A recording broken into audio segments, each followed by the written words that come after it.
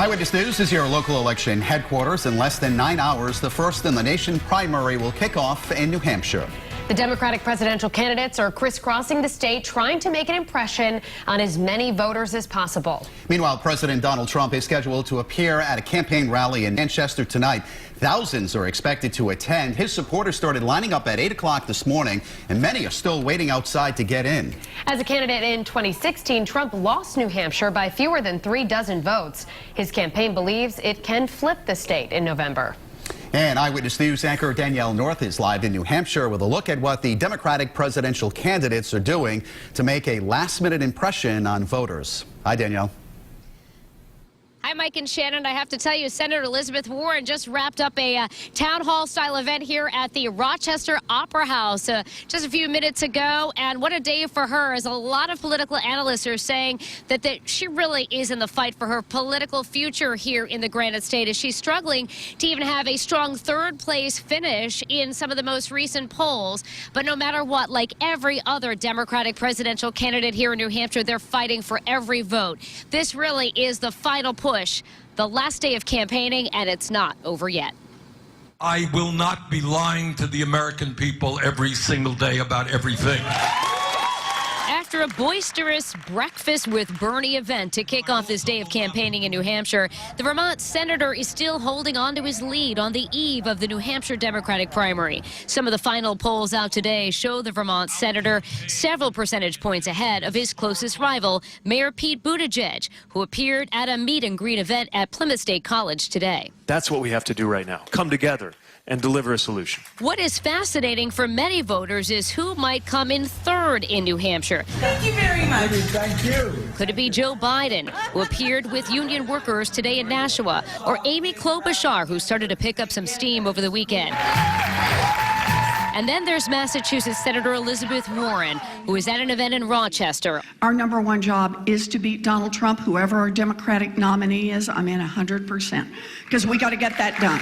All of these three are swirling around that third place spot. We're watching very closely Joe Biden to see if he can surge here at the last second, and Elizabeth Warren from our neighboring state of Massachusetts. Can she knock off the king of the hill, Bernie Sanders? And that's the big question. Remarkable to note, only about half of likely primary voters in New Hampshire say they have definitely made up their minds. President Trump remains dominant on the Republican side, with 90% of likely voters saying they will back the president over Massachusetts Governor Bill Weld. I believe that America's great and we need to keep working to make it great. So again, that Trump-Pence rally is slated to begin tonight after 7 o'clock at that arena in Manchester. And I have to tell you, the last time the president appeared at that arena for a rally, they broke attendance records. They're estimating about 12,000 people may be coming out for that huge rally in Manchester tonight. That certainly will be the big story coming out of New Hampshire, as the Republican voters are looking to rally their base, already looking ahead to the general election in November. For now, reporting live in Rochester, New Hampshire, I'm Danielle North. Now back to you. First at 6, your local election headquarters is covering the first in the nation primary in New Hampshire. Voters head to the polls tomorrow to cast ballots for a Democratic presidential nominee. But President Donald Trump wants to keep his re-election campaign in the spotlight, and this is where, meanwhile, he's expected to arrive there shortly, any moment, for a rally this evening. And meanwhile, Democratic candidates have been crisscrossing the state all day. Eyewitness News anchor Danielle North picks up our coverage now live in Rochester, New Hampshire. Danielle? Well, good evening, Mike and Shannon. You know the buzzwords you hear being tossed around at this stage of the game. Who has the momentum? Who's seeing a surge? Well, I can tell you that Vermont Senator Bernie Sanders is still doing very well in the most recent polls, still holding on to that first place spot in many of those recent numbers we've seen. But someone like Mayor Pete Buttigieg bringing in some star power at one of his campaign events here in New Hampshire, with actor Kevin Costner stopping by a campaign event in Nashua, New Hampshire. And you talk about a surge, someone like Amy Klobuchar, or even the former Vice President Joe Biden, seeing a little bit of a bump after a weekend debate here in New Hampshire. And in Rochester, Senator Elizabeth Warren, she's hoping to tap into support from her base in nearby Massachusetts. Presidential primary political theater playing out in New Hampshire on this eve before the primary election.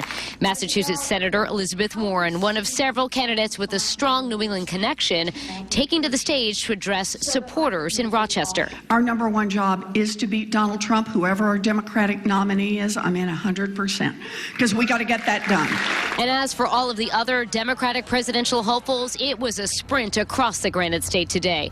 Vermont Senator Bernie Sanders kicking off the day with a Breakfast with Bernie event in Manchester. This election is probably the most consequential election in the modern history of America. Mayor Pete Buttigieg, who is only polling several points behind Sanders in New Hampshire, has been riding a wave of momentum since Iowa. He had several stops, including this student rally at Plymouth State College. Knowing how much depends on bringing Americans together, we cannot risk alienating Americans at this critical moment. And that's where I part ways with my friend Senator Sanders. What is fascinating for many voters is who may come in third place in New Hampshire.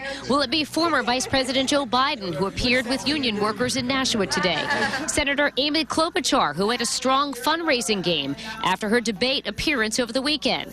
It's remarkable to note that only about half of all likely primary voters say they have definitely made up their minds. I think that sudden drop-off of absentees may have something to do with the unpredictability of this race and the uncertainty that voters have about who to choose until maybe the very, very last minute.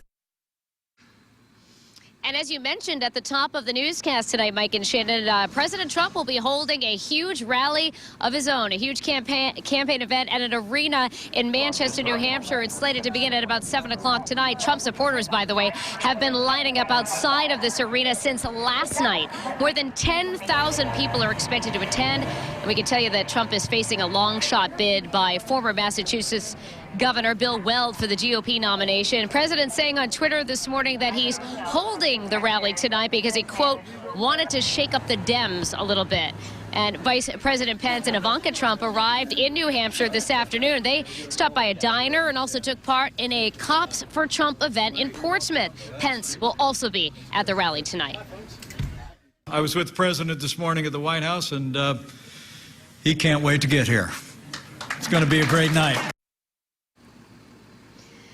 A great night, and we will be there covering that event for you. That Vice President and presidential rally in Manchester will have full coverage for you tonight on Eyewitness News at 10 and 11. For now, we're live from Rochester, New Hampshire. I'm Danielle North. Back to you.